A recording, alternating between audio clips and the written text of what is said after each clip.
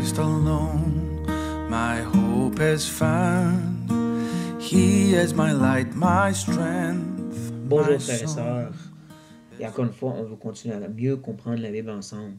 Et aujourd'hui, j'ai un sujet que j'entends souvent. Puis ça, c'est, wow, dans l'Ancienne Alliance, dans l'Ancien Testament, il y a eu tellement des manifestations de Dieu, c'est tellement plus extraordinaire et tellement plus facile de vivre par la foi. Et là, moi, je dis, non, désolé, tu as mal compris ce qui s'est passé. Ouais, les manifestations qu'ils avaient étaient tellement temporelles et momentanées comparé à ce que nous avons, qui est plus solide. Et j'aimerais vous le prouver par une histoire qu'on connaît très bien, et c'est lorsque Moïse rayonnait. Oui, je vais vous lire pour vous rappeler un peu qu'est-ce qui s'était passé. Mais dans le chapitre 34 d'Exode, et au verset 30, ça nous dit Aaron et tous les enfants d'Israël regardant Moïse, et voici la peau de son visage rayonnait. Et ils craignaient de s'approcher de lui. Waouh! Moïse les appelait. Aaron et tous les principaux de l'assemblée vinrent auprès de lui et ils lui parlaient.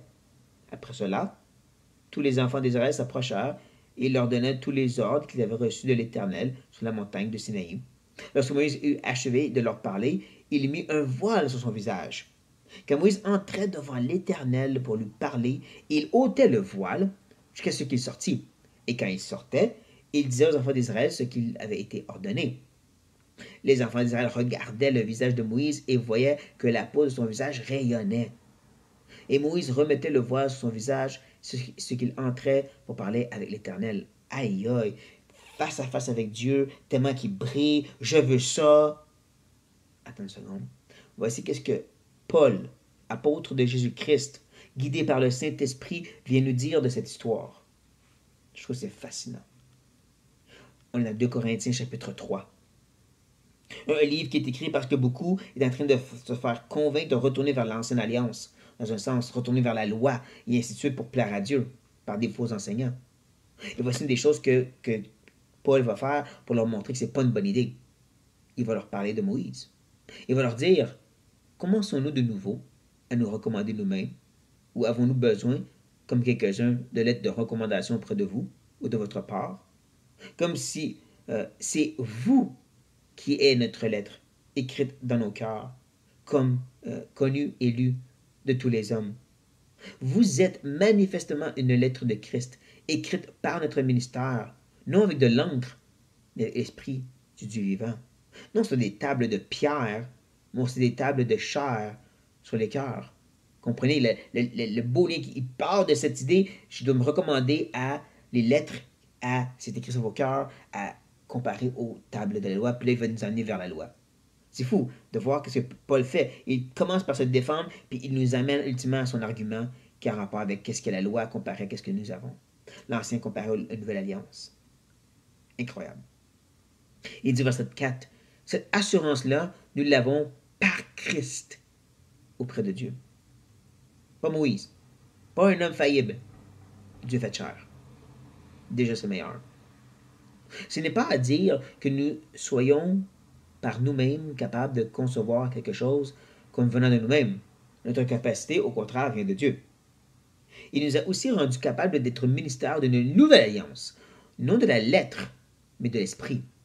Car la lettre tue, mais l'esprit vivifie.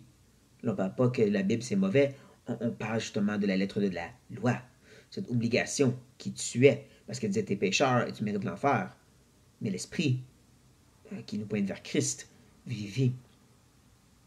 Oui, excuse-moi. Or, si le mystère de la mort, gravé avec des lettres sur des pierres, a été glorieux, au point que les fils d'Israël ne pouvaient fixer les regards sur le visage de Moïse, notre histoire de tantôt, à cause de la gloire de son visage, bien que cette gloire fût passagère.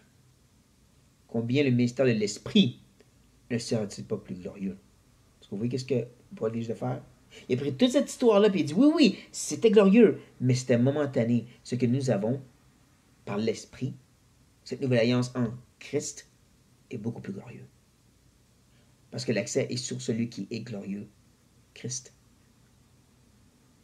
Ça, c'est qu'est-ce que nous, on a. Moïse et la face qui rayonne, est rattaché à la loi. Christ, qui est celui qui rayonne, nous donne la vie. C'est vastement meilleur ce que nous avons. Nous avons Dieu lui-même qui habite en nous. C'est vastement meilleur, ça.